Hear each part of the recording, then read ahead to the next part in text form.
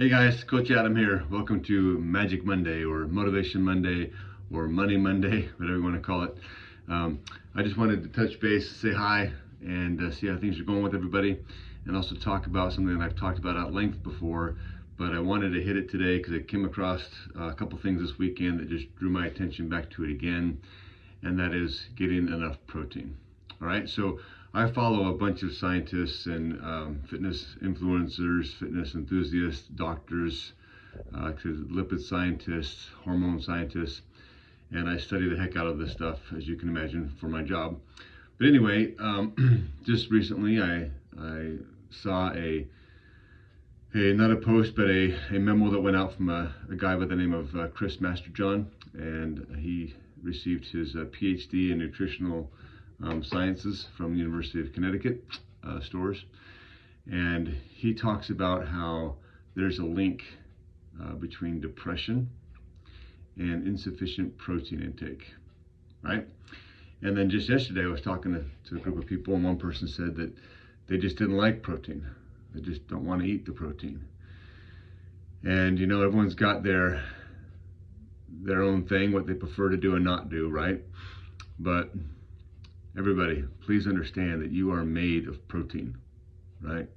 Protein and fats, but you're mostly made out of protein, surrounded in a phospholipid layer. So if you're not getting enough protein, that's all kinds of disaster right there, right? So here's one people don't realize, but your bone mineral matrix, right? The collagen matrix that allows the calcium, the phosphorus, the other minerals to be there in your bones is collagen. So 50% of your bones is protein, collagen. Also your muscles, obviously, people know that, realize that. But your skin, hair, and nails, also protein. Your blood, your hormones, your enzymes, your organs, all protein.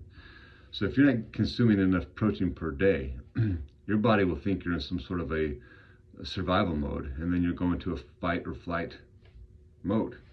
And that can then raise cortisol, which then can increase blood sugar by tearing into muscle to get the blood sugar, right? So you need to get enough protein. And obviously it's better to eat your protein, but if you just can't eat your protein, then gosh darn it, drink it, right?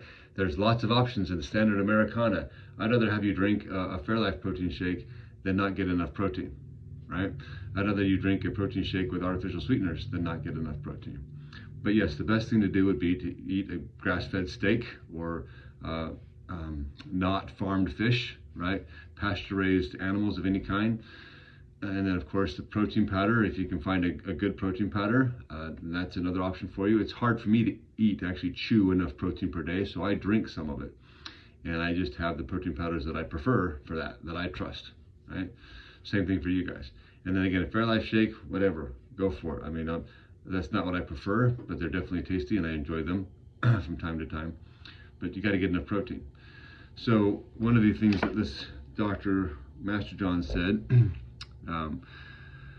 getting protein up to 120 grams per day for women and 160 grams per day for men would likely massively outperform antidepressant drugs just by itself.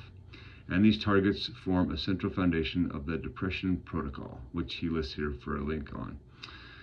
While this relates to much more than tryptophan, getting enough tryptophan is certainly part of it. So we start by looking at the randomized controlled trials of this one powerful little amino acid. So tryptophan is a very common amino acid found like in turkey. People talk about that at Thanksgiving, and that's what they say can make you even feel tired, when in reality it's probably all the carbs that you had more than the tryptophan. But anyway, there you go. Poultry, beef, cottage cheese, fish. Get your protein, people. You need it, not just for your muscles and longevity, but for your brain. All right, love you guys. Take care. Bye.